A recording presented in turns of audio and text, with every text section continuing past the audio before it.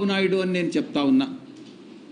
ఎందుకంటే భావి తరాలకి మీరు హింసను ప్రేరేపించడం అన్నటువంటిది మంచిది కాదు, ఇది నేర్పించవద్దు అని నేను మీ అందరికీ కూడా నేను విజ్ఞప్తి చేస్తా ఉన్నా. ఎవ్వరు కూడా హర్షించరు, సభ్య సమాజం హర్షించదు. ఈ విషయం చంద్రబాబు నాయుడు గుర్తుపెట్టుకోవాలి. అధికారం అంటే బాధ్యత కాదు, రౌడీజం అని గుండాయిజం అని వాళ్ళు తెలుగుదేశం వాళ్ళు ఈరోజు చెప్పకనే చెప్తా ఉన్నారు. ఇదే మా పద్ధతి, ఇదే మా తరహా, ఇదే మా ప్రిన్సిపల్ అన్నటువంటి విషయాన్ని తెలుగుదేశం పార్టీ చాలా స్పష్టంగా చెప్తా ఉంది. నోరు ఎత్తేటటువంటి బడుగు బలహీన వర్గాలు, నిరుపేదలు, వాళ్ళందరూ మధ్యతరగతి వర్గాలపైన తెలుగుదేశం పార్టీ చూపిస్తున్నటువంటి దందాలు కానీ ఆ యొక్క జులాయితనం కానీ ప్రదర్శించడం చూస్తే సభ్య సమాజం తల వంచుకునేటటువంటి పరిస్థితి ఈరోజు ఆంధ్ర రాష్ట్రంలో. యూనివర్సిటీలు వదలట్లేదు. యూనివర్సిటీలో వీసీలను నేరుగా వీసీల పైన దాడులు చేస్తూ ఉన్నారు. యూనివర్సిటీ రిజిస్ట్రార్స్ మీద దాడి చేస్తూ ఉన్నారు. ఇక వీసీల్లో ఎవరైతే బీసీలు ఉన్నారో వాళ్ళని తరిమి కొడతా ఉన్నారు. ఇది తెలుగుదేశం పార్టీ యొక్క పరిపాలనా విధానం.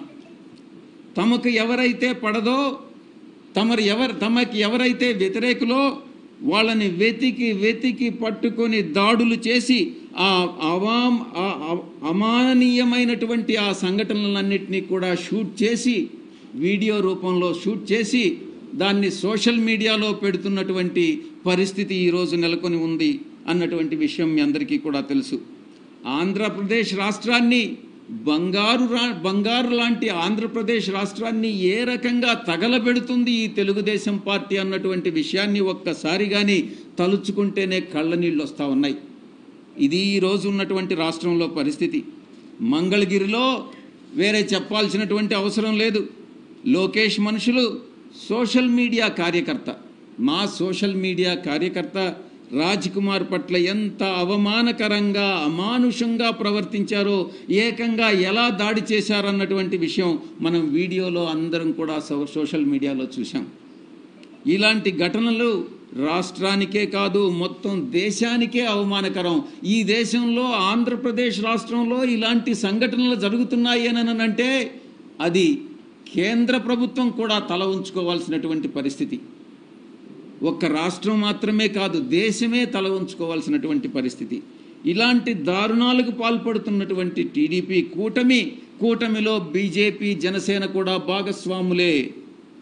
ఈ కూటమి ప్రభుత్వం ఇప్పుడు ప్రజల ప్రాణాలని ఏ రకంగా కాపాడుతుంది, ప్రజాస్వామ్యాన్ని ఏ రకంగా కాపాడుతుంది, రాష్ట్రంలో లా అండ్ ఆర్డర్ని ఎలా తెస్తుంది అన్నటువంటి విషయం ప్రజలందరూ కూడా ఆలోచించాలని నేను విజ్ఞప్తి చేస్తూ ఉన్నాను.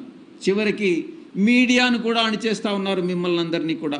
మీ అందరికీ కూడా తెలుసు, ఈరోజు TV9ని కానీ, లేకుంటే NTVని కానీ, సాక్షి టీవీని కానీ, కేబుల్ ఆపరేటర్స్ ఏమంటారు MSOs నుంచి తొలగిస్తూ ఉన్నారు.